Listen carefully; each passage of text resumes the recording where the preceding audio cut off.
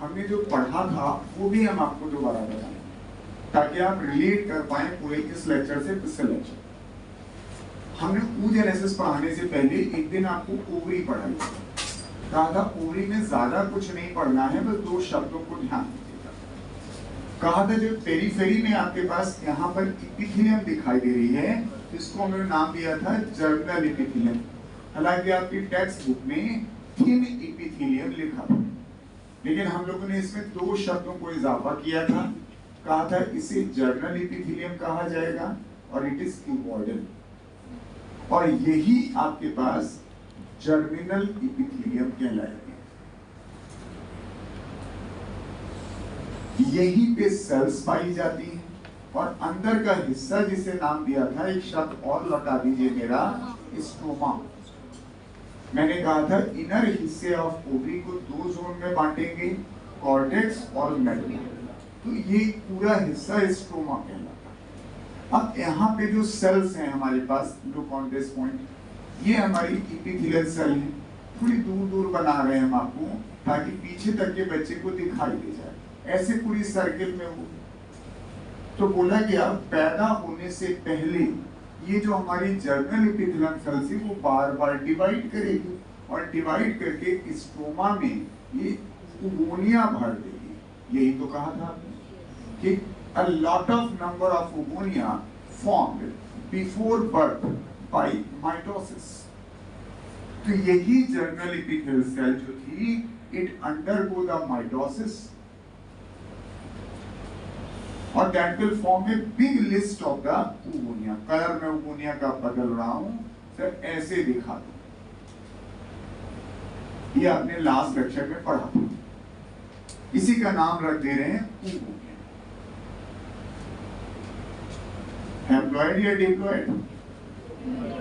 Diploid, क्योंकि आपने ऊपर माइटोसिस लिखा है और संख्या भी आपके पास थी। ये सारे पॉइंट्स पढ़े हुए हैं, मैं खाली रिलेट करवा रहा हूं। अ कपल ऑफ मिलियन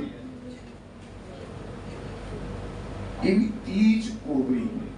बस ध्यान ये रखना है कि ये बात हम बिफोर बर्थ गए, अभी भी पूरी नहीं हुई बात। फिर कहा हर oogonia अपनी मियोसिस को शुरू कर देगा, लेकिन प्रोफेज 1 तक ही पहुंच पाएगा। तो ये आपके oogonia जो होंगे, they will start the first meiotic division।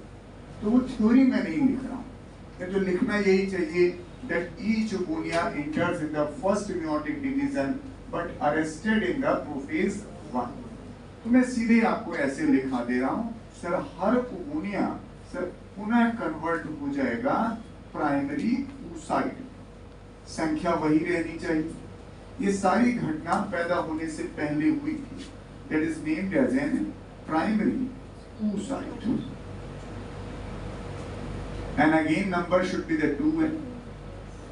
तो वो जगह हम यूज नहीं करना चाहते हैं क्योंकि आपने पढ़ा है। ये प्राइमरी oocyte यहां से माइटोसिस से नहीं हुई, ना ही ग्रोथ करके हुई, ये प्रोफेज 1 में फंसी पड़ी है। ये मियोसिस शुरू हो गई है, यानी अगर भूलने का डर हो तो हम मेंशन कर भी सकते हैं, दैट इज स्टार्ट मियोसिस 1, ताकि आप कह पाए कि मियोसिस की शुरुआत कब हुई थी। ये वैल्यू इज द सेम, क्योंकि हर oogonia कन्वर्ट हुआ होगा। तो फिर से लिखना चाहिए a couple of million in each ovary, her ovary में दिस, और शायद यही लेकर पैदा हुई थी। यही तो पढ़ा था, बस यही से संशोधन है। हम लोगों ने लास्ट लेक्चर में कहा हमारी फीमेल बच्ची जो होती है वो प्राइमरी oocyte लेकर पैदा होती है, जो गलत था। सही भी था, ऐसा नहीं कह रहा हूं इतना गलत पढ़ा के चले गए 48 घंटे पहले। प्राइमरी oocyte ही स्टेज होती है अंडे की, लेकिन एग्जैक्टली यही लेकर पैदा नहीं। अब एक काम और करना है इसमें कि जितने भी प्राइमरी oocyte थे, जो संख्या आपके पास है दिस वन, तो आप उतने सारे नहीं बनाएंगे। मैं ये ऐसे दिखा दूं, 1 2 या 3 दिखवा दो, कम पड़े तो 4 दिखवा दो। आप संख्या वही रखना, कहां 1 कपल ऑफ मिलियन बनाएंगे। Each primary oocyte is surrounded by a layer of cell. ये बात आपने दूसरे लेक्चर में नहीं पढ़ी थी, क्योंकि उसमें सिर्फ हम अपने एग के डेवलपमेंट की बात कर रहे थे. This think the color. The red pen is for the primary oocyte and green pen is a new color. Like this. और अब इसका नाम कहलाएगा प्राइमरी फॉलिकल. Primary follicle. जितने प्राइमरी oocyte थे सब के सब कन्वर्ट होते हैं प्राइमरी फॉलिकल में. तो आप कहोगे ये क्या बना दिया आपने? तो ये जो हरे रंग की आपने बनाई यहाँ पर, इसे हम लोग नाम देते हैं फॉलिक्यूलर सेल्स. Follicular sales. अब ये छोटी छोटी सेल्स हैं, जैसे बूंदी का लड्डू दिखता है ना दाने दाने जैसा, तो वैसा ही ये दिखने लगते हैं. जब प्राइमरी oocyte थी तो एक छोटा सा अंडा था, उस अंडे के ऊपर रवा समझते हैं, सूजी, वो समझ लीजिए, नहीं तो बूंदी का लड्डू समझ लीजिए. तो ग्रैनुलर फॉर्म में दिखाई देती है. इसीलिए फॉलिकुलर सेल को कुछ जगह पे नाम ग्रैनुलोसा सेल भी कहा गया. Granulosa cell. लेकिन थोड़ा सेटिंग में नाम फॉलिकुलर सेल सही दिखता है, क्योंकि हम फॉलिकल नाम कहने जा रहे हैं. हर primary oocyte is get surrounded by a layer of follicular cell. तो आप कहोगे भैया लाए कहां से, इसको कहां से ले आए? तो इसको लेकर आए हैं, एक शब्द आपके पास है स्ट्रोमा. तो जो स्ट्रोमा पार्ट आपने उस दिन लिखा था सर, उसी ने ये बनाया है, स्ट्रोमा ऑफ ओवरी. बस इसी के लिए हमने उस दिन आपको स्ट्रोमा पे जोर दिया था कि आप इनर वाला हिस्सा जो है उसमें स्ट्रोमा शब्द से वाकिफ होइए. अब आपसे सवाल लोग पूछते हैं, प्राइमरी oocyte हैप्लॉइड है या डिप्लॉइड? डिप्लॉइड. फिर दूसरा सवाल पूछते हैं, फॉलिकुलर सेल्स या ग्रैनुलोसा सेल क्या है, हैप्लॉइड या डिप्लॉइड? डिप्लॉइड. यानी पूरा का पूरा प्राइमरी फॉलिकल डिप्लॉइड है. ये भी तो डिप्लॉइड है, क्योंकि आपके शरीर में मियोसिस सिर्फ गैमीट बनते वक्त होती है, और नहीं तो यहां से लेकर टो तक आपके पास सिर्फ माइटोसिस. तो हमारी स्ट्रोमा की सेल्स ही बार बार माइटोसिस करके सब अंडे के चारों तरफ उन्होंने यही बना दिया. अब सर मेरा पॉइंट ये है, the female child born with it. उस दिन मैंने आपसे कहा था फीमेल चाइल्ड प्राइमरी oocyte लेकर पैदा होती. आज भी मैंने वही कहा, लेकिन हर प्राइमरी oocyte के हमने चारों तरफ एक अंडों की लेयर बना दी. तो अब उसे बोला करेंगे प्राइमरी फॉलिकल. तो ये जो रेड पेन वाला हिस्सा है, and this is the primary oocyte.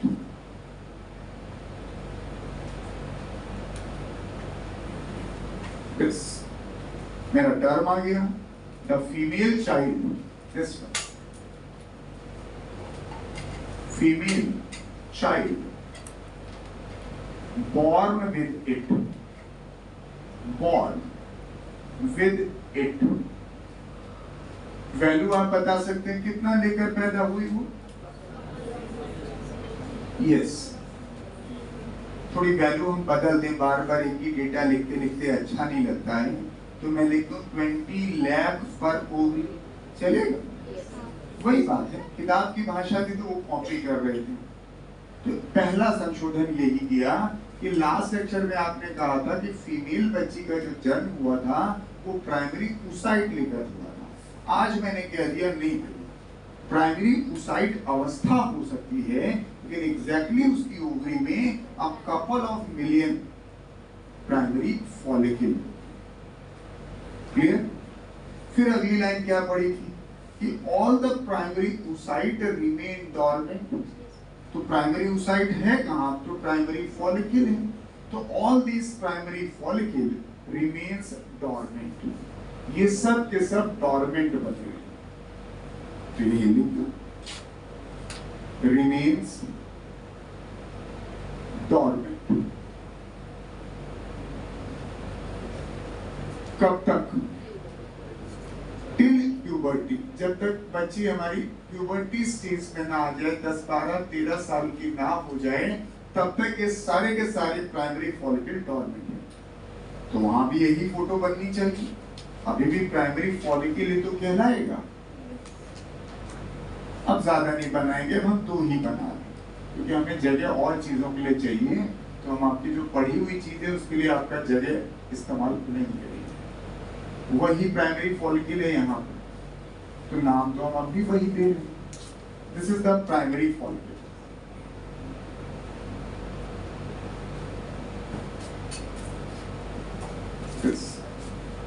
लेकिन संख्या बदल गई थी, जो यहाँ पे वैल्यू हुआ करती थी वो वहां घट गई, क्योंकि एट्रेसिस नाम का शब्द आपने पढ़ लिया था, तो यहाँ पे वर्ड लिखा करेंगे दैट इज ओनली 60,000 से लेकर के 80,000 इन ईच।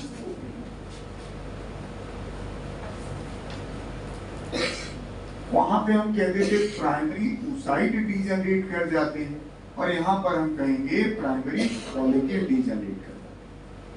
तो ये जो आपके पास रिमेनिंग वाले रह गए, अन्य वाले यस, जो रिमेनिंग की बात की जा रही है, क्योंकि 90% से ज्यादा तो डीजनरेट कर गए, तो मैं रिमेनिंग के आगे सिर्फ एट्रेसिस लिख दूं, क्योंकि मेरी जगह ज्यादा इस्तेमाल ना हो, तो आपको शब्द मिलता रहेगा कि हाँ भैया कुछ और भी था। अब प्यूबर्टी स्टेज पे आएगा, तो यहां से लेकर यहां तक सब आपने पढ़ा था, सिवाय एक शब्द हमने बदला है, प्राइमरी oocyte को प्राइमरी फॉलिकल के नाम से जानने लगे। स्ट्रक्चरली भी डिफरेंस है, ऐसा नहीं कि खाली नाम से मैं डिफरेंस बता रहा।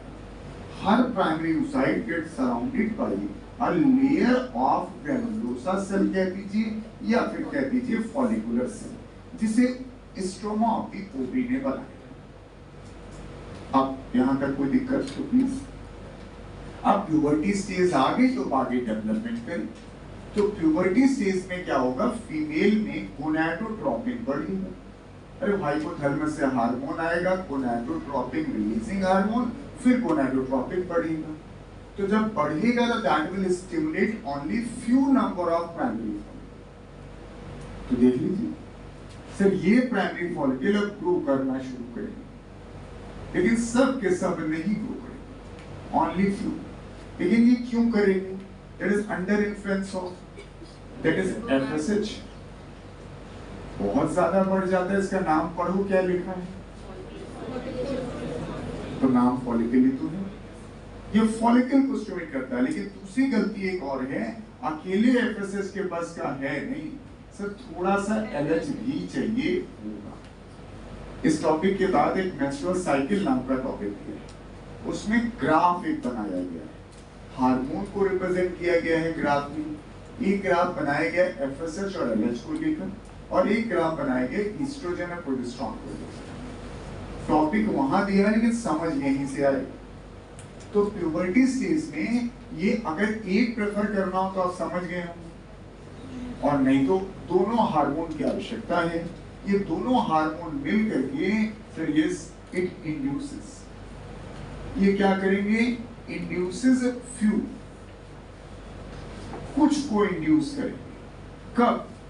एट या फ्रॉम, जो लिखते हैं puberty.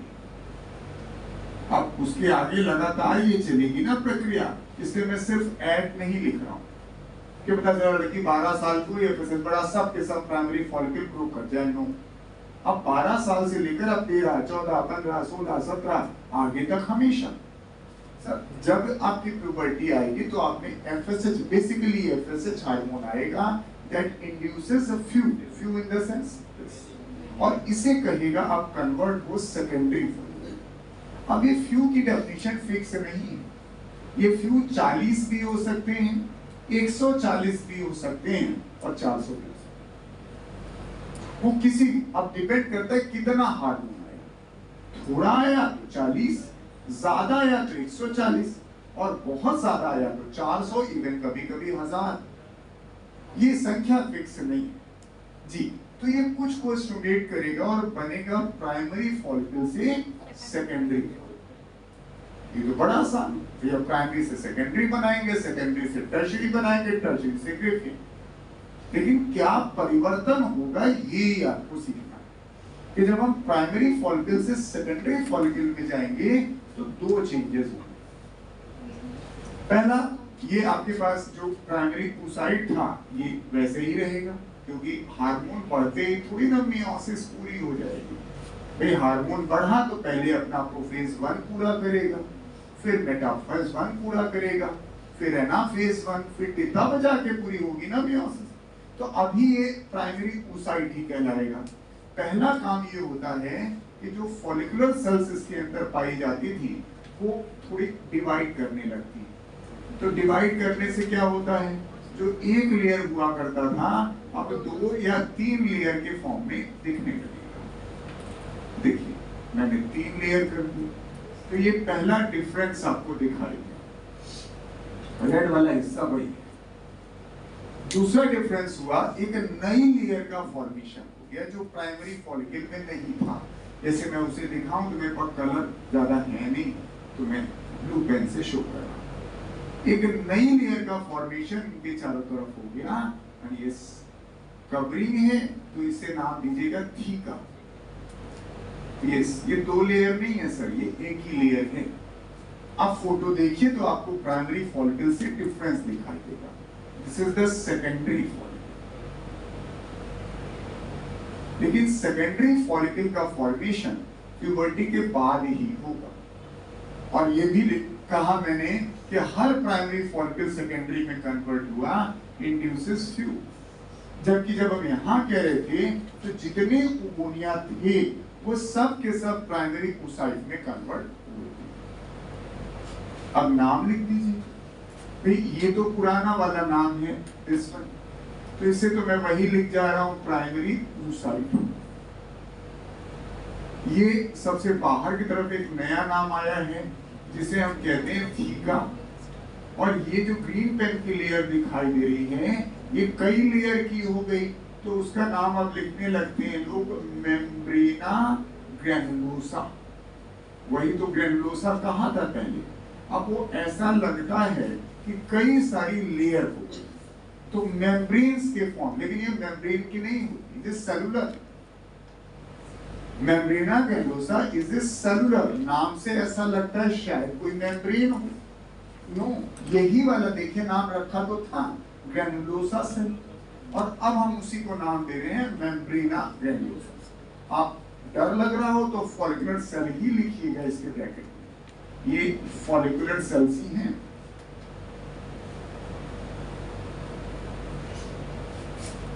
Yes is again the diploid, ये भी diploid। अभी हैप्लॉइड कहाँ हुआ? हैप्लॉइड टर्म तो तब इस्तेमाल करोगे जब आप सेकेंडरी oocyte। तो 2 ही पॉइंट तो पढ़ा कि भैया जब आप में प्यूबर्टी आएगी तो आप में गोनाडोट्रोपिन हार्मोन पड़ेगा, स्पेशली FSH।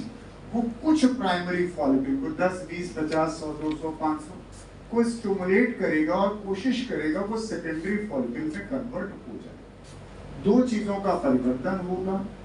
प्राइमरी oocyte जो एक लेयर से सराउंडेड हुआ करता था, अब वो एक से ज्यादा लेयर की हो जाएगी, यानी follicular cells multiply mitotically and form many layer, granulosa cell. और दूसरा नाम आ गया थीका। अब आपको ये तो समझ में आ रहा है कि फॉलिकुलर सेल्स भैया डिवाइड कर गई होंगी तो एक से ज्यादा लेयर की। थीका कहां से लिया? तो theca is again formed by the stroma.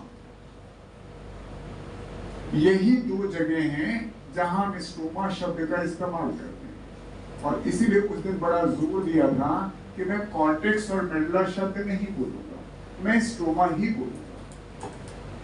हो गया? एक और बात, जैसे सपोज करिए आपने 400 प्राइमरी फॉलिकल स्टिमुलेट की एग्जांपल किया, तो सर 400 सेकेंडरी नहीं बनेंगे, 200, 150, 100, 50 कई फॉलिकल स्टिमुलेट होते तो जरूर हैं, लेकिन सेकेंडरी फॉलिकल में तब्दील नहीं हो पाते एक्रेसिस। क्योंकि अंत जब हम करेंगे ना तो एक ही ग्रेफेन फॉलिकल बनेगा। आप 40 लेकर शुरू करोगे तब भी एक ही ग्रेफेन फॉलिकल बनेगा, 400 लेकर शुरू करोगे तब भी एक ही ग्रेफेन फॉलिकल बनेगा। तो जब 40 से लेकर आपने शुरू किया और एक ही ग्रेफेन फॉलिकल बन रहा है, इसका मतलब 39 डीजेनरेट कर गए। अगर 400 लेके चले और तब भी एक ही ग्रेफेन फॉलिकल बन रहा है, इसका मतलब 399 डीजेनरेट कर गए। सामान्यतः एक बार में एक ही ग्रेफियन फॉलिकल बनता है, रेयरली कभी कभी दो बन जाता है। जब आप ट्विंस पढ़ेंगे तो शायद उसको बताया जाए। तो ये समझ में आया कि हम सेकेंडरी फॉलिकल बनाए। अब और आगे बढ़ी, सेकेंडरी से हम आगे बढ़ेंगे तो कहेंगे भैया हम यहां से चलेंगे तो टर्शियरी फॉलिकल बनाएंगे, तो that will convert into tertiary follicle. Hormone वही रहेगा क्योंकि भाई का नाम ही रखा हमने, फॉलिकल स्टिमुलेटिंग हार्मोन। तो फिर से वैसी ही भाषा लिख दीजिए भैया। एफएसएच थोड़ा ज्यादा है तो लिहाज करने के लिए हमने रेड पेन से लिख दिया। एलएच भी है लेकिन उतना ज्यादा नहीं है तो कभी कोई तकलीफ ना हो इसलिए हमने एलएच लिखा। अब जो सेकेंडरी जितने भी बने हो 10, 20, 50, 100 जो बने, they will try to form the tertiary follicle. अब टर्शियरी फॉलिकल में क्या क्या चेंजेस होंगे वो देखिए। 3 चेंजेस होने हैं। पॉइंट ज्यादा नहीं है इस पूरे में, लेकिन इतना स्पष्ट डायग्राम आपकी टेक्स्ट बुक में नहीं बना, इतना गंदा बना है उसमें कुछ दिखता नहीं। तो इसीलिए हम थोड़ा कहते हैं कि डायग्राम पे थोड़ा ज्यादा ध्यान दीजिएगा, यही याद भी। जब एक टर्शियरी फॉलिकल बनता है तो इसमें 3 पॉइंट्स आते हैं। जैसे यहां से यहां पहुंचे तो 2 ही पॉइंट तो बोले, थीका और multi layered follicular cell. Sir पहला काम होता है जो हमारा प्राइमरी oocyte था, टर्शियरी फॉलिकल तक पहुंचते पहुंचते सर अपना फर्स्ट मेयोटिक डिवीजन पूरा कर लेता। और इसका प्रमाण है ये शब्द। हमने एक छोटा सा डॉट बनाया तो समझ जाइए भैया डिवीजन पूरा हो गया। Unequal division, polar body, secondary oocyte। यानी आपने जब एफएसएच पहली बार बढ़ाया था तो उसने इनके प्रोफेज 1 को पूरा किया, शायद यहाँ मेटाफेज 1 पूरी हुई होगी या ना हुई होगी, यहाँ तक आते आते टेलोफेज पूरी। तो first meiotic division of oogenesis completes in, कहाँ पूरी हुई? ओवरी में।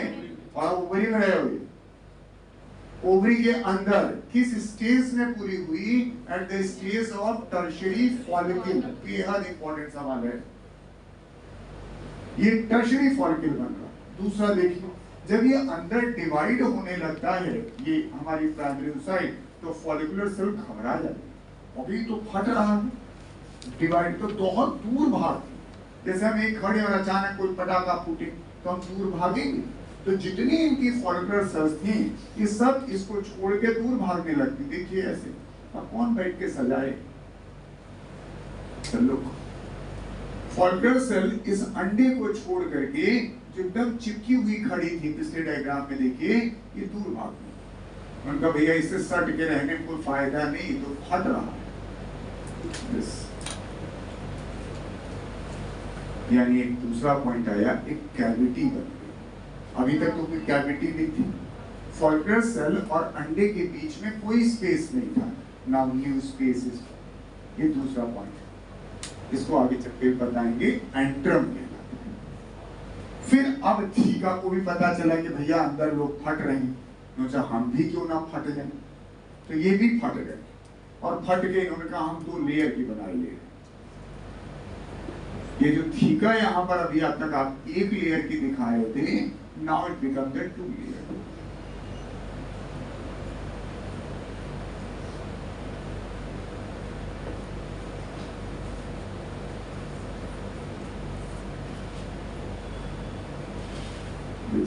अब दोनों लेयर में थोड़ा डिफरेंस दिखाई दे तो मैं चाहता हूँ थोड़ा शेड दे दें। कलर मेरे पास ज्यादा है नहीं तो इसलिए मैंने ब्लू ही पेन बनाया। बाहर वाली थीका को मैं ऐसे ऐसे डिजाइन बनाए दे रहा हूँ और अंदर वाली थीका में हम ऐसे डॉट रखे हुए हैं, तो शायद पीछे तक लोगों को कुछ समझ में आएगा कि 2 लेयर है। ये स्ट्रक्चर हमारे पास टर्शियरी फॉलिकल का। प्राइमरी कैसा दिखता था, सेकेंडरी कैसा दिखता और टर्शियरी कैसा दिखता, यही आपको समझना है। तो ये रहा हमारे पास टर्शियरी फॉलिकल। भाई का नाम लिख दें, टर्शियरी फॉलिकल। अब लेवलिंग में तो ये लेवलिंग लिखूं पहले, सबसे पहले कि भैया इनका नाम रखेंगे सेकेंडरी oocyte, क्योंकि फर्स्ट मेयोटिक डिवीजन कंप्लीट हो गया। और सेकेंडरी oocyte अगर आप कहोगे तो मैं हैप्लॉइड जरूर लिखूंगा, क्योंकि ये तो आपको ज्ञान पहले से है।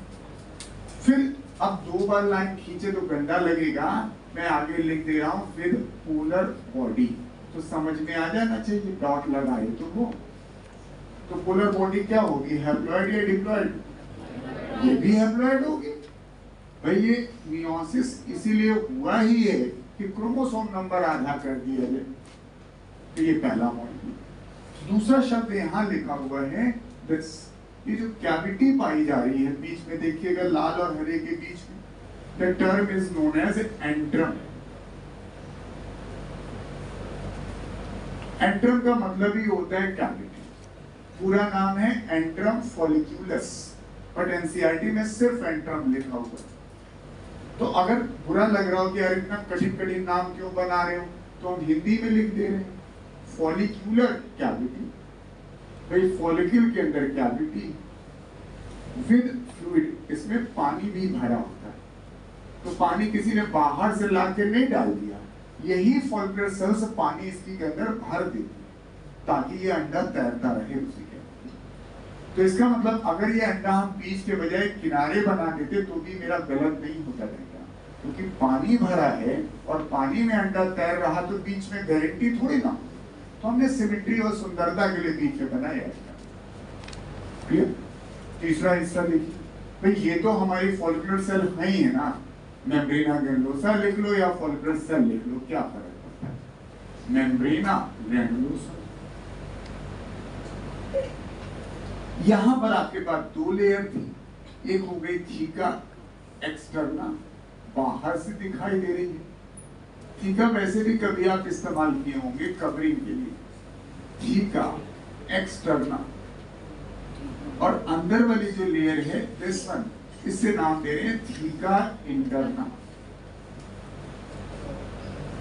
ध्यान से देखिए, तीनों आपको स्ट्रक्चर दिखाई देंगे। जब आप प्राइमरी से सेकेंडरी में कन्वर्ट हो रहे थे तो उस दौरान 2 चेंज हुए। पहला चेंज आपके follicular cells become multi layered by the mitotic division and now it is technically named as membrana granulosa. दूसरा, a new layer is formed around this one, that is theca, formed by stroma. जब आप secondary से tertiary में convert हो रहे थे तो 3 changes हुए।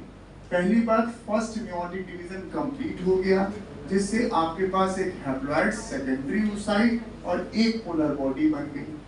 दूसरा, हमारी फॉलिकुलर सेल्स थोड़ा दूर हट जाती है, एक न्यू कैविटी बन जाती है। आपकी एनसीईआरटी की लाइन है, tertiary follicle is characterized by presence of fluid filled antrum।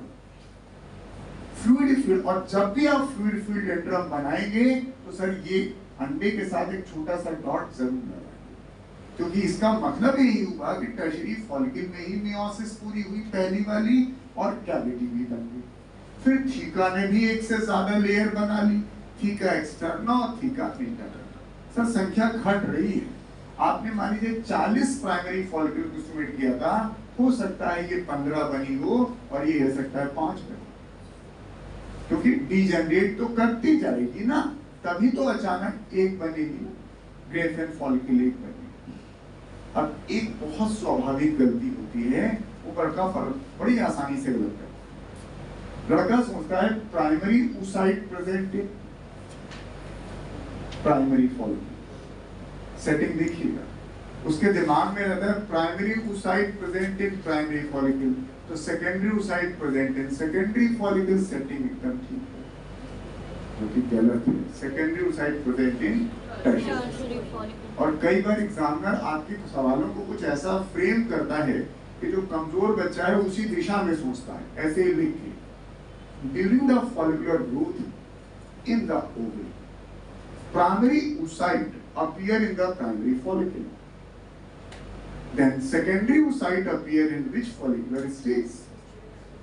तो अगर आपने ढंग से पढ़ा है तो वहां जाएंगे तो सेटिंग में तो आप यहीं खड़े रहोगे, क्योंकि बहुत सारा बच्चा बिना समझे याद किया, और इसीलिए जब सिर्फ याद किए होते हैं तो आप वो स्कोर नहीं कर पाते जिस स्कोर की जरूरत होती है। याद करके आप 280 300 तक ला सकते हैं, 340 350 लाने वाला बच्चा सिर्फ याद नहीं किया होता, उसके बाद कॉन्सेप्ट जरूर होगा, तो हो गए टर्शियरी फॉलिकल।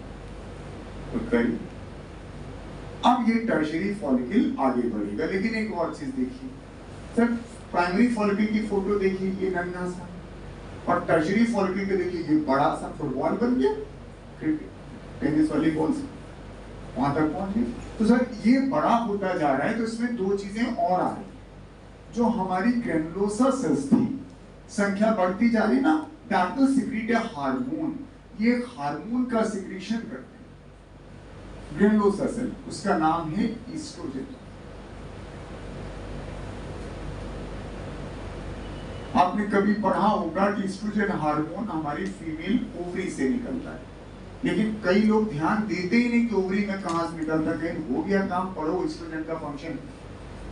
ईस्ट्रोजन हार्मोन हमेशा फॉलिकुलर सेल से निकलता है, तो सर यहां से भी तो निकलेगा, यहां और ज्यादा बड़ी हो गई, इसका मतलब जब हम प्राइमरी फॉलिकल स्टेज में होते हैं तो कम निकलता है, लेकिन जब टर्शियरी सेकेंडरी फॉलिकल में जैसे जैसे ग्रो करेंगे तो ये तो बढ़ती जाएगी ना, तो इस समय भी आपके पास ईस्ट्रोजन यहां से निकल रहा होगा, लेकिन अगर आप तुलना करें तो शायद ज्यादा निकल रहा होगा ईस्ट्रोजन। तो जैसे जैसे फॉलिकुलर ग्रोथ होती है सर ईस्ट्रोजन का लेवल बढ़ता जाता है। अगर मैं ही फीमेल हूं और मुझ में पता करना है कि फॉलिकल ग्रो कर रहा है कि नहीं, तो रोज सुबह 7 बजे मेरा ब्लड सैंपल लेकर के आप ईस्ट्रोजन चेक करें। अगर रोज आपको प्रतिदिन ईस्ट्रोजन का लेवल बढ़ता हुआ नजर आ रहा है तो समझ जाइए भैया कि ओवरी में अंडा डेवलप हो रहा है, गारंटी है इसका। एक और ईस्ट्रोजन खाली फॉलिकुलर सेल से नहीं निकलता, थीका इंटरना भी ईस्ट्रोजन निकालती है, एक्सटर्ना नहीं, theca interna is the secretary, तो ये ईस्ट्रोजन निकालते हैं। यानी जो ईस्ट्रोजन निकलता है, जनरल बात अगर हम कहें तो कहते हैं डेवलपिंग फॉलिकल से, और घुस के पूछोगे तो बता देंगे फॉलिकुलर सेल यानी membrana granulosa plus theca interna, theca से नहीं, जब वो इंटरना बनती है तब तो और ज्यादा ग्रो नहीं हुआ। देखिए यहाँ पर ईस्ट्रोजन सिर्फ इतनी सेल, यहाँ पे देखिए मेम्ब्रेना ग्रैंडोसा भी बढ़ गई, संख्या बढ़ गई, और थीका इंटरना भी। इसका ध्यान रखिएगा, जब मैं मेंस्ट्रुअल साइकिल में ग्राफ दिखाऊंगा तो ये सब लौटाना पड़ेगा। यहाँ पे दिक्कत, अब आगे और डेवलप कराएंगे, इसको बनाएंगे हम लोग ग्रेफियन फॉलिकल। तो ये जो टर्शियरी फॉलिकल है, it will soon convert into the Graafian, लेकिन तरीका वही रहेगा, उसमें कोई परिवर्तन मत कर दीजिएगा। एफएसएच ज्यादा से चाहिए हमको और प्लस एलएच भी चाहिए, तो वो बातें तो अभी भी वही है। बेसिकली हार्मोन एफएसएच ही चाहिए। जब हम टर्शियरी फॉलिकल से ग्रेफियन फॉलिकल बनते तो ग्रेफियन फॉलिकल हमेशा एक होता है, यही तय रखिएगा। आप यहाँ चाहे जितने को स्टिमुलेट करें सर बनेगा एक ही। ये मैंने वैल्यू आपको बताया, 400 को भी स्टिमुलेट करोगे तभी 399 यूजुअली डिजेनरेट कर जाएगा। एक नेचुरल फिनोमेना है, एक बार में एक ही अंडा बनेगा। नेचुरल, रियरली आप कभी सुनोगे कि 2 अंडे बन गए, तो वो कॉमन नहीं, ट्विंस इतने कॉमन कहाँ होते। तो अब ग्रेफियन फॉलिकल जब हम बनाते हैं तब क्या क्या चेंजेस करते हैं, तो यहां पर भी 3 चेंजेस होंगे। तो पहले तो यही देख लीजिए, जो था हमारा पहले वो तो देखो, ये हमारा सेकेंडरी oocyte और ये रहा पहले। तो सबसे पहला काम करता है सेकेंडरी oocyte, अपने चारों तरफ एक लेयर सिक्रीट करता है। सेकेंडरी oocyte अंडा खुद सिक्रीट कर रहा है, ये भी ध्यान दीजिएगा कौन सी चीज कौन बना रहा है। तो secondary oocyte forms a new layer around itself. Colour मेरे पास ज्यादा नहीं है तो मैंने ब्लू पेन यूज किया, नाम अभी रख देंगे इसका, लेकिन ये जानिए कि जो नीला पेन यहाँ बनाया वो रेड वाले ने बनाया। और भैया फॉलिकुलर सेल्स तो दूर दूर थी ही, तो मैं उनको दूर दूर बनाई दूं तो बड़ा बनेगा ही। यस, फॉलिकुलर सेल भी डिवाइड करती जा रही हैं और संख्या खूब बढ़ रही है। साइज भी देखिए काफी प्रोमिनेंट हो गया है इसका।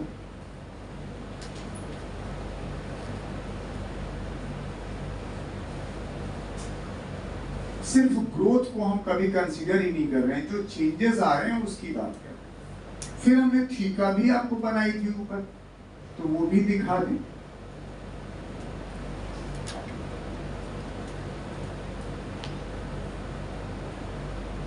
एक अंदर वाली लेयर थी जिसमें आपने डॉट डॉट रखा था, जिसे थीका इंटरना कह रहे हैं, तो और वो ईस्ट्रोजन का सिक्रीशन कर रही है।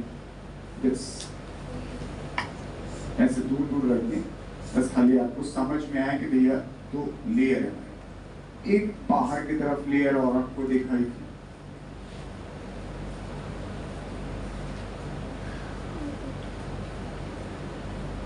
इसमें ऐसे ऐसे डंडे लगा दिए थे ताकि बस अंतर दिखे, लेकिन मैं इसकी लेबलिंग नहीं करी है, कर तो चुके ऊपर। कोई नई चीज होगी उसको लेबलिंग करेंगे, रिपीट करेंगे तो फिर हॉच पॉच सा होगा।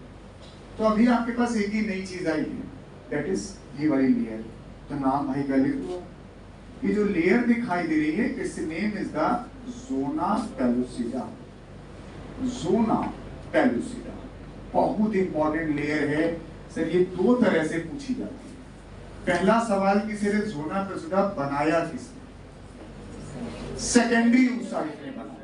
ऐसे क्योंकि दो पुराने सवाल में फॉलिकुलर सेल या मेम्ब्रेना ग्रैनुलोसा किसने बनाया? स्ट्रोमा ने। थीका किसने बनाया? स्ट्रोमा ने। लेकिन इसको स्ट्रोमा ने नहीं बनाया, it is form by the secondary oocyte. तो हम मजबूरी में यहाँ पर सेकेंडरी ऊसाइट दोबारा लिख रहे हैं। पूलर बॉडी नहीं लेबलिंग करेंगे ताकि मैं आपको बस एरो बना के दिखा पाऊं हर तरीके से कि it is formed by this, यही सिक्रीट करते हैं। दूसरा एक शब्द है कि sir zona pellucida cellular layer नहीं है, ये मेम्ब्रेनस है। Is a non cellular membranous structure. ये कोशिकाओं की नहीं बनी है, non cellular membranous structure. Glycoprotein होता है बट नेचर पूछा नहीं जाता। और जो मेम्ब्रेना ग्रैनुलोसा लिखते हैं वो मेम्ब्रेनस होती नहीं है, वो सेलुलर। इसी चक्कर में वो भी चला जाता है।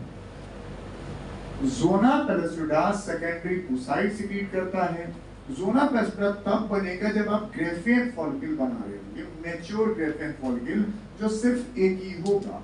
यही है हमारा, that is a mature follicle कहते हैं या ग्रेफियन फॉलिकल कहते हैं, दोनों चलेगा। मैच्योर कहीं या ग्रेफियन फॉलिकल। लेकिन ये बनेगा हमेशा सिर्फ एक, इस पे भी ध्यान रखिएगा, नहीं तो आप कुछ और ही बना ले, सोचे बहुत सारे बने। तो ये तो पहला चेंज है और यही थ्योरी में लिखा है, इसके अलावा कोई टर्म थ्योरी में नहीं लिखा। जबकि दो और चीजें आपको सीखनी होंगी, तभी आप आगे फर्टिलाइजेशन पढ़ पाओगे और वहां के डायग्राम में एनसीईआरटी ने फोकस किया। पहला चीज क्लियर। मैं थीका की कोई लेबलिंग नहीं कर रहा हूं, मेम्ब्रेना ग्रैनुलोसा की भी कोई लेबलिंग नहीं कर रहा। अब क्या होता है, जो हमारी मेम्ब्रेना ग्रैनुलोसा थी जिसको ग्रीन पेन से बनाया है, किसी एक जगह वो ज्यादा एक्टिव हो जाती है। अब कहीं भी एक्टिव कर दो, यहाँ कर दो, यहाँ कर दो, यहाँ कर दो, यहाँ कर दो, जहां इच्छा करे। तो हमारा मन जहां कर रहा हम कर दे रहे हैं, आपका मन जहां करे वहां कर दे रहे। यहाँ की सेल एक्टिव ज्यादा होगी और डिवाइड करने लगी, एक गुंबद नुमा बना के खड़ी हो जाती है ऐसे, और इतना डिवाइड करती कि जाके मेम्ब्रेन जो जोना पेलुसिडा थी उसे सट जाए। अब आप किनारे नहीं बना सकते। जैसे यहाँ पर हम लोग कहते थे तैरते रहो पूरे पानी में, अब ना तैर पाओगे। एक जगह इन्होंने इतनी तेज डिवाइड किया और डिवाइड करके जाके उस जोना पेलुसिडा से टच में आ गए। इसका नाम आपकी टेक्स्ट बुक में दिया नहीं है, लेकिन आप चाहें तो जरूर याद करें, that is cumulus.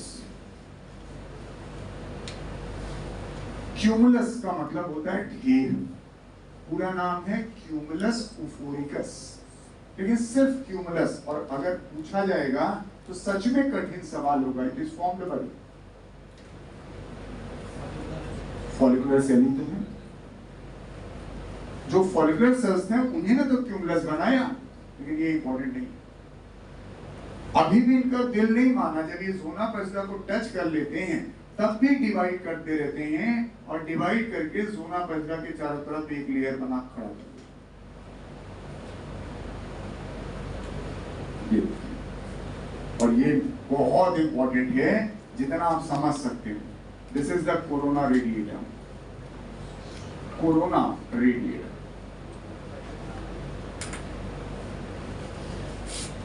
Corona radiator is formed by follicular cell. ना दिया हो तो मेम्ब्रेना ग्रैनुलोसा कर लीजिएगा, लेकिन zona pellucida is not form by the follicular cell, that is form by the egg दिया हो, ओवम दिया हो, सेकेंडरी oocyte दिया हो, अंडा दिया हो, वही करिए।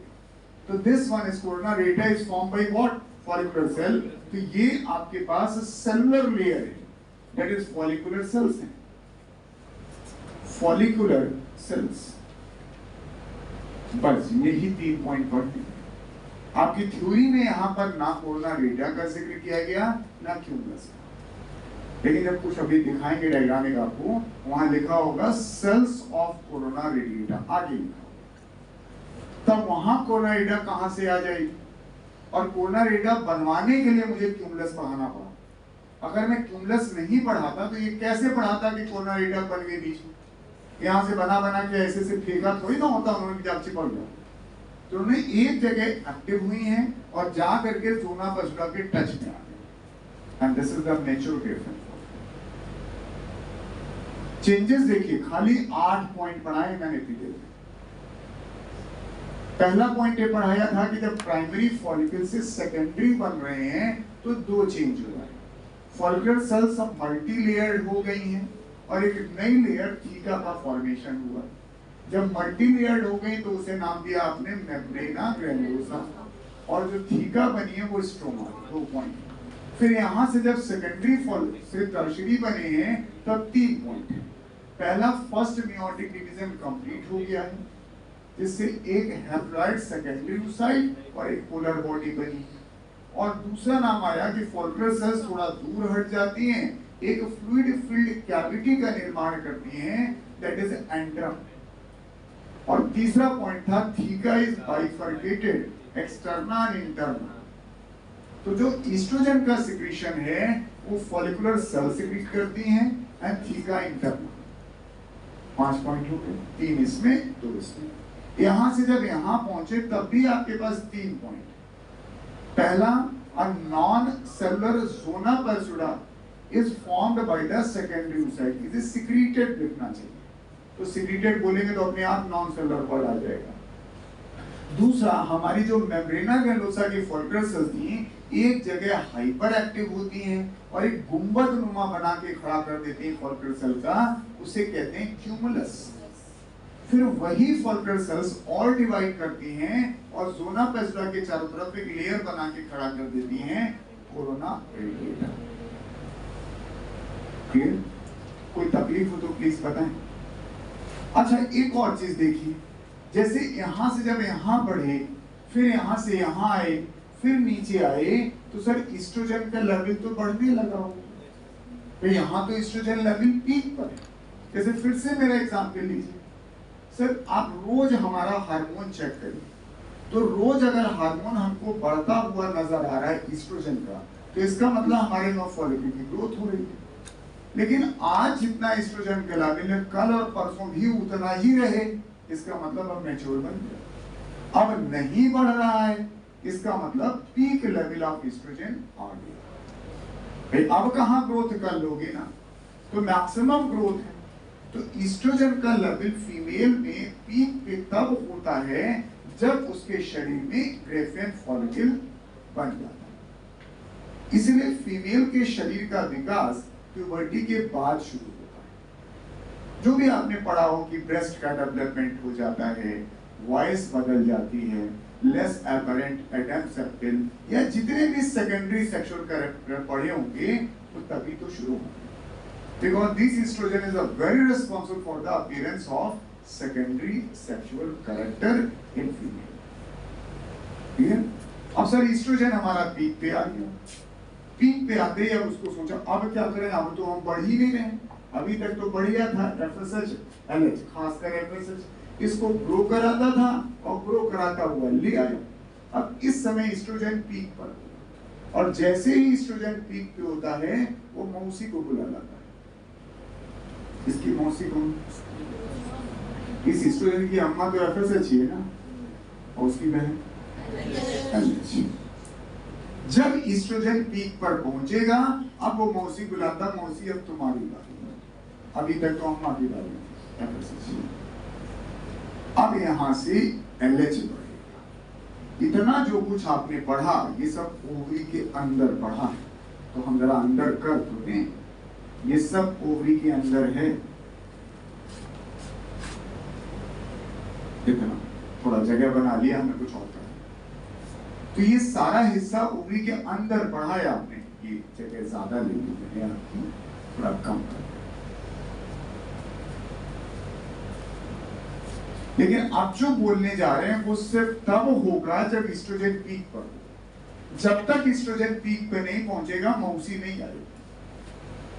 एक दिन 2 दिन ईस्ट्रोजन जब पीक पे रहता है तब समझिए, कोऑर्डिनेशन इसी का नाम है, सामंजस्य बना के रखना, एक दूसरे के फंक्शन को कॉम्प्लीमेंट करना, ये कोऑर्डिनेशन है।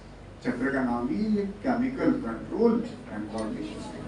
तो जब ईस्ट्रोजन के लेवल पीक पर रहेगा और मौसी आएगी तो मौसी 2 काम करेगी सर, ओवल्यूशन। एक काम इधर करेगी, एक काम इधर करेगी। तो पहले इनकी बात करते हैं। तो ये काम किया किसने? मौसी ने। That is LH, LH peak पर। लेकिन ऐसा नहीं कि अम्मा घर चली जाएगी, अम्मा भी रहेगी साथ में। अम्मा तो ऑलरेडी पीक पे थी भाई, एफएसएस तो पीक पे था ना, अब एलएच भी पीक पे आ जाता है। लेकिन एलएच में हमने एरो 3 लगाया, आपका मन करे तो 4 लगा देना ताकि एक चूज करना पड़े तो। यस, बहुत पुराना सवाल है, हर बच्चा सही करता है। Ovulation is due to LH, रटे पड़े। लेकिन बेस्ट आंसर है peak level of LH as well as peak level of FSH. और ना विश्वास हो, 1-2 पन्ना पलटिए, ग्राफ चेक करिए। जहां मेंस्ट्रुअल साइकिल वाले पेज में ग्राफ बना, उसमें 2 ग्राफ बने हुए। पहला वाला ग्राफ एफएसएच एलएच को दिखाया गया होगा, वो फिर पढ़ाएंगे, उस समय पढ़ाएंगे, अभी रिलेट कर। उसके नीचे जो ग्राफ बना है वो ईस्ट्रोजन और प्रोजेस्टेरोन को दिखाया गया है। तो एक जगह आपको ग्राफ में कुछ ऐसी दिख रही होगी जहां टोपी के ऊपर टोपी बनी, देखिए दिख रहा है? जहां ऐसी टोपी के ऊपर टोपी बनी हुई दिखाई दे, समझ जाएगा वही डे ऑफ ओवल्यूशन है। और उसमें ऊपर वाली टोपी कौन और नीचे वाली टोपी? उस पूरे ग्राफ में एफएसएच पीक पर कब है? ओवल्यूशन के साथ। लेकिन फिर भी हम लोग ने रट्टा मारा है, ओवल्यूशन के जिम्मेदार कौन? LH, LH, LH. क्या एफएसएच की कोई जिम्मेदारी नहीं है? बशर्ते ऑप्शन चाहिए, क्योंकि वो एकदम डायरेक्ट हिट सवाल रहता है। ओवल्यूटरी हार्मोन किसे कहते हैं? Hormone responsible for ovulation, peak level of LH. लेकिन ग्राफ देखिए, peak level of LH as well as peak level of FSH. पूरे एफएसएच को देख लीजिए, पूरे ग्राफ में कहीं इससे ज्यादा हाइट पर दिख रहा है। पीक हाइट उसी दिन दिख रही होगी जिस दिन वो ओवल्यूशन हो रहा हो। लेकिन ये तय तो सवाल करेगा ना कि कितना दमदार आंसर होने वाला। तो हम भी वही सी फोटो दिखा रहे, हमने यही बात तो यहाँ भी कही थी, एफएसएच चाहिए, जरूर चाहिए, लेकिन एलएचएस शून्य नहीं है वहां पे। जब फॉलिकल ग्रो कर रहा होगा तो उस समय शून्य नहीं हुआ है एलएच, लेकिन बदनाम यही हुआ है, एफएसएच नाम भैया के लिए रखवा दिया, फॉलिकल स्टिमुलेटिंग हार्मोन। तो ये तो आसान सा पॉइंट हुआ ओवल्यूशन। इसके लिए मैं नहीं इतनी देर से चिल्ला रहा हूं, मैं चिल्ला रहा हूं कि उस ऑप्शन का वेट करिएगा, कहीं ऐसा ना लिखा हो ऑप्शन में peak level of LH as well as peak level of FSH is responsible for ovulation. तो वो बेस्ट आंसर होगा और आपकी किताब से होगा, हमारी तरफ से नहीं होगा। उसी ग्राफ को जरा नीचे देखिएगा, जहां आपको टोपी के ऊपर टोपी दिखाई दे रही वही ओवल्यूशन है। उसके नीचे वाला ग्राफ देखिए जो ईस्ट्रोजन प्रोजेस्टेरोन है, उस ओवल्यूशन से पहले एक हार्मोन बढ़ा हुआ दिख रहा होगा, तो हमने ही बताया ओवल्यूशन के पहले कौन बढ़ा हुआ होगा। ये ग्राफ जितनी बार एग्जाम में आया, सिर्फ ग्राफ बना के पहचानने को आता है, और इससे आसान कुछ है नहीं, बिना पढ़ा हुआ लड़का भी सीख जाता है। कहता है जो टोपी के ऊपर टोपी बना हो वो ओवल्यूशन, ऊपर वाली टोपी एलएच, नीचे वाली टोपी एफएसएच। टोपी के पहले जो बढ़ा हो ईस्ट्रोजन और टोपी के बाद जो बढ़ेगा प्रोजेस्टेरोन, ऐसे पहचान लेते हैं। लेकिन मैं तो आपको भी ग्राफ वहां पढ़ाऊंगा, लेकिन दिख रहा होगा कि भाई आपके पास इस ओवुलेशन से पहले ईस्ट्रोजन पीक पे होगा ना, तभी तो वो मौसी को बुलाएगा। तो एलएच पीक पे आने से पहले ईस्ट्रोजन पीक पे दिख रहा, तो ओवुलेशन कर रहे हैं। ओवुलेशन और दूसरा शब्द है ओवीपोजिशन, दो अलग अलग शब्द हैं। ओवीपोजिशन का मतलब होता है अंड निक्षेपण। जब अंडा हमारे शरीर से निकल के बाहर जाता है तो उसे कहते हैं ओवीपोजिशन। जैसे मेढकी अंडे देती है, फिशेस अंडे देते हैं, बच्चे थोड़ी ना देते हैं, उनका अंडा शरीर से बाहर निकलता है। फर्टिलाइजेशन एक्सटर्नल है, लेकिन जब हमारा अंडा ओवरी से निकल के सिलोमिक कैविटी में आए, याद आया कुछ? कभी तो इन्फेंटिबुलम पढ़ोगे, सीधे फैलोपियन ट्यूब में डाल दोगे तो इन्फेंटिबुलम पढ़ोगे क्या? तो अब हमारा अंडा जब यहां से निकल के हमारे शरीर में ही आए तो वो कहलाता ओवुलेशन। ये क्या है? सिलोमिक कैविटी, क्योंकि ओवुलेशन तो सिलोमिक कैविटी में होना है। याद करिए वो डायग्राम जिस दिन फैलोपियन ट्यूब पढ़ाया था, इन्फेंटिबुलम, ऑस्टिया, फिम्ब्री ऐसे पढ़ाया था वो। तो अंडा में यहां से बाहर निकालेगा, लेकिन अंडे में क्या क्या बाहर निकलेगा ये भी देखिएगा। सर सेकेंडरी oocyte आना चाहिए बाहर, यही मेन अंडा है। फिर इसके चारों तरफ एक जोना पेस्टा आनी चाहिए। मैं लैबलिंग नहीं करूंगा, लैबलिंग इसलिए देख लीजिएगा, कलर वही ऐसे दिखेगा। और देखिएगा कुछ सेल्स इससे चिपकी हुई दिखाई देती है। डायग्राम में एनसीईआरटी में वो दिखा रखा है, भले लैबलिंग करने में शर्म आ रही है। आप देखिए तो ऐसी फोटो बनी, कुछ सेल्स बिखरी हुई इधर होंगी, ऐसे। यही है ओवुलेशन। तो ये काफी पॉपुलर सवाल है कि ओवुलेशन के दौरान क्या निकलता है? लोग कहते हैं अंडा निकलता है, खाली अंडा निकला? No, secondary oocyte with a polar body along with zona pezza and corona rata निकला। तो ये ovulation and this is the coelomic cavity. मैं लिख जा रहा हूं सिलोमिक कैविटी, तब उस दिन वाला लेक्चर आप रिलेट कर पाओगे, नहीं तो सीधे फैलोपियन ट्यूब में डाल देते हैं लोग, कहते हैं वही पढ़ा था हमने। ओवुलेशन में अंडा ओवरी से निकल के फैलोपियन ट्यूब में चला जाता है, वाया सिलोमिक कैविटी जाता है।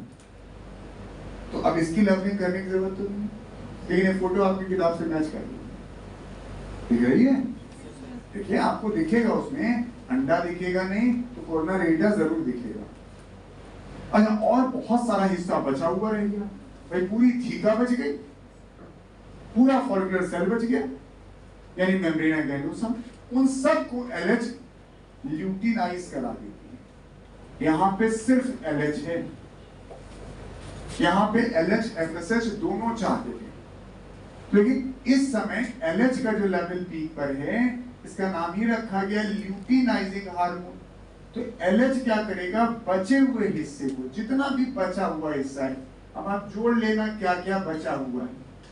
रिमेनिंग पार्ट, दो चीजें हमें तो मोटी मोटी दिख रही हैं, थीका और मेम्ब्रेना ग्रैन्युलोसा। इन सब को वो कन्वर्ट करता है एक ऐसा स्ट्रक्चर जो देखने में थोड़ा पीले रंग का होता है। अब मेरे पास न पीला पेन है, और होता भी तो कौन सा चलता है इसमें। ये एक स्ट्रक्चर बना के खड़ा कर देते हैं, and this is known as an corpus luteum. इसी को कहते हैं कॉर्पस ल्यूटियम। ल्यूटियम का मतलब होता है पीला, और कॉर्पस का मतलब होता है बॉडी। तो हिंदी में इसी को नाम देते हैं पीला बॉडी, येलो बॉडी। दिस तो एलएच के फिलहाल मोटे तौर पे दो काम। एलएच आएगा ही तब जब ईस्ट्रोजन पीक पर होगा। पहला काम होगा ओवुलेशन कराना, सेकेंडरी oocyte, पोलर बॉडी, जोना पेस्टा, कोरोना रेटा, इनको ढकेल के बाहर कर देगा। बचा हुआ जितना हिस्सा होगा उसको कन्वर्ट करेगा कॉर्पस ल्यूटियम। अच्छा, ओवुलेशन के बाद ईस्ट्रोजन का लेवल क्या हो रहा होगा?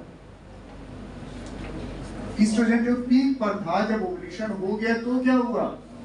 एकदम धड़ाम से नीचे गिरेगा। अब जब ग्रेफियन फॉलिकल ही नहीं, फॉलिकुलर सेल नहीं, थीका नहीं, तो ईस्ट्रोजन गिर गया होगा। इसलिए ओवुलेशन के बाद ईस्ट्रोजन का ग्राफ तुरंत शार्पली नीचे आया होगा। ओवुलेशन से पहले ईस्ट्रोजन बढ़ा हुआ दिख रहा है, लेकिन जैसे ओवल्यूशन हुआ तुरंत ईस्ट्रोजन का लेवल गिर गया, सर ये बन गया और इनसे निकलता है दूसरा hormone, that is it secrets. एक ये दूसरा हार्मोन सीक्रेट करता है और उसका नाम है प्रोजेस्टेरॉन। इसीलिए ओवल्यूशन के बाद अगर कोई ग्राफ आपको बढ़ता हुआ दिख रहा होगा तो वो होगा progesterone. Is exclusive female sex hormone. Progesterone शरीर में सिर्फ दो ही जगह से निकलता है, एक कॉर्पस लूटियम से और दूसरा प्लेसेंटा से, और ये दोनों शब्द पुरुषों में नहीं होते। इसलिए प्रोजेस्टेरॉन का एक भी मॉलिक्यूल किसी पुरुष में नहीं पाया जाएगा, और अगर किसी पुरुष में प्रोजेस्टेरॉन है तो बताइएगा नहीं आपको, हम समझ अपने आप से। इसलिए वर्ड इस्तेमाल कर रहा हूं, हम फीमेल सेक्स हार्मोन में दोनों को लाते हैं, एस्ट्रोजन और प्रोजेस्टेरॉन दोनों फीमेल सेक्स हार्मोन, लेकिन exclusive female sex hormone one and only in female. Estrogen तो मेरे पास भी है, एक ग्लैंड है हमारे पास एड्रिनल कॉर्टेक्स, वहां से निकलता है। एंड्रोजन फीमेल के पास भी है, लेकिन मेरे में एस्ट्रोजन बढ़ा ही नहीं, इनमें एंड्रोजन नहीं बढ़ा। तो ये एक्सक्लूसिव फीमेल सेक्स हार्मोन है, ध्यान रखिएगा, ओनली प्रेजेंट इन फीमेल। किसी भी सूरत में मेल में नहीं होगा। ये प्रोजेस्टेरॉन निकालने लगता है, तो वो ग्राफ अब आपको पूरा दिख सकता है। जब ओवल्यूशन हो रहा होगा तो टोपी के ऊपर टोपी रखिए, ऊपर वाली टोपी LH और नीचे वाली टोपी FSH, वही डे ऑफ ओवल्यूशन। उस ओवल्यूशन से पहले अगर कोई ग्राफ उठा हुआ दिख रहा होगा तो वो एस्ट्रोजन होगा, उस ओवल्यूशन के बाद अगर कोई ग्राफ उठा हुआ दिख रहा होगा तो प्रोजेस्टेरॉन। जब ये ग्राफ आता है तो खाली पहचानने को आता है, चारों एक ही बना देंगे, वो कहेंगे बताओ ABCD, बताइए कौन सा ग्राफ किसका है, सबसे सरल सा पॉइंट क्या। अब प्रोजेस्टेरॉन बढ़ने लगा। प्रोजेस्टेरॉन के अपने काम हैं, वो हम आपको मेंस्ट्रुअल साइकिल में पढ़ाएंगे, अभी नहीं पढ़ाएंगे। अब थोड़ी सा हिस्सा और पढ़ लीजिए ताकि हम आगे अगले लेक्चर को इसको समेट सकें, जो यहाँ पर नहीं लिखा आपकी एनसीईआरटी। अब ये कॉर्पस लूटियम को हम लोग कहते हैं टेम्परेरी इंडोक्राइन ग्लैंड, हमेशा नहीं, जब ओवल्यूशन हुआ बस तब बना। अब इसका भविष्य तय करते हैं कि क्या करेगी। अब इसके पास दो भविष्य, if fertilization occur, if fertilization occur, तो फर्टिलाइजेशन कहां होगा, फैलोपियन ट्यूब में। भैया अंडा निकला है, ये फैलोपियन ट्यूब में हमारे जाएगा। तो अभी हमारा जैसे आज ही ओवल्यूशन हुआ तो मेरे में प्रोजेस्टेरॉन आ गया पीक पर, अब अंडा सरक के फैलोपियन ट्यूब में पहुंचा। अगर उस अंडे का फर्टिलाइजेशन हो जाए, उसी समय स्पर्म भी वहां पर पहुंचे, तब कॉर्पस लूटियम परसिस्ट करेगा, बना रहेगा, persist and continue progesterone, continue secretion। ये प्रोजेस्टेरॉन का सिक्रीशन कंटिन्यू रखिए, क्योंकि प्रेगनेंसी कंटिन्यू करे उसके लिए सबसे जरूरी हार्मोन है progesterone, most essential hormone for continuation of pregnancy. वजह क्या है, एक्चुअली क्या होता है, प्रोजेस्टेरॉन के बहुत सारे काम हम वहां पढ़ाएंगे। जो हमारी यूट्रस है यहाँ पर, इसकी मायोमेट्रियम कहीं पढ़ा था सर, एकदम इसको कहता हिलना नहीं, ऐसे रहता है। 9 महीने हमारी मायोमेट्रियम हिलेगी नहीं, क्योंकि हिलेगी तो बच्चा सड़क के गिर जाएगा। जैसे अब कभी आप बचपन में पेड़ ओढ़ पे चढ़े हैं, तो हम लोग जब जामुन वामुन तोड़ने ऊपर चढ़ जाते हैं, छोटा सा जामुन चढ़ गए ऊपर तक, ऊपर पहुंचने पे याद आता हमारे दोस्त तो सारे नीचे, तो हमको लगता है कहीं ये दोस्ती ना निभा दी, हिलाना भी। तो जब हम लोग ऊपर पहुंच जाते कहते हैं भाई यार हिलाना नहीं, क्योंकि अगर वो हिलाएगा तो हम टहनी पकड़ेंगे तो आराम से टपक पड़ेंगे। तो कोशिश यही करते हैं कि हिले ना। सर वही स्थिति यहाँ भी, जब एक सॉफ्ट टिश्यू यानी फीटस यहाँ पर एम्ब्रियो यहाँ पर चिपका हुआ है, तो हम चाहते हैं हमारा मायोमेट्रियम यूट्रस की वॉल हिले ना। ये कंपल्सरी हार्मोन है। किसी लड़की में अगर प्रोजेस्टेरोन कम सीक्रेट होता है तो हम बाहर से इंजेक्शन देंगे, लेकिन ये इसके बिना हो ही नहीं सकती। चलिए, ये तो बात तब हुई जब फर्टिलाइजेशन, हम में कौन सा फर्टिलाइजेशन होने जा रहा है। मान लीजिए 17 साल, 14 साल, 20 साल, 11 साल ऐसी बच्ची है, तो उनमें भी तो ओवल्यूशन हुआ, तो वहां कहाँ स्पर्म आ जाएगा। तो भैया ये अंडा निकला, फैलोपियन ट्यूब में पहुंचा, वहां कोई स्पर्म था ही नहीं, तो नहीं था तो फर्टिलाइजेशन नहीं होगा। तो नहीं होगा तब इनको तय कर लीजिए। ये तो हमने बताया था फर्टिलाइजेशन होगा। दूसरा हिस्सा, if no fertilization,